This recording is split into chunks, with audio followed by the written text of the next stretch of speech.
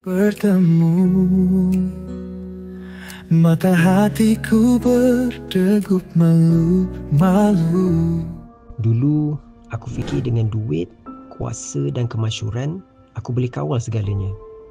Tapi akhirnya aku sedar, semua itu tak pernah penting. Pernah aku tersesat, percaya bahawa wang adalah segala-galanya.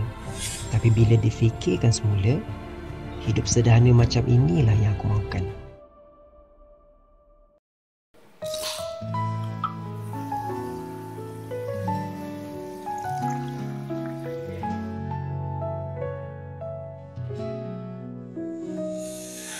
Setiap kali bertemu, mata hatiku berdegup malu-malu. Hai, nak ambil order ke? Yes, saya nak ambil nombor 074. Oh. Nah. Panas kan kat luar hari ni? Tak penat ke kerja macam ni? Well, kalau nak dibandingkan kerja lain, ini pun dah cukup mudah. Dulu, aku ingatkan duit boleh selesaikan semua masalah. Tapi sekarang, aku lebih inginkan hidup yang ringkas dan tenang. Duduk kat luar. Ya, terima kasih.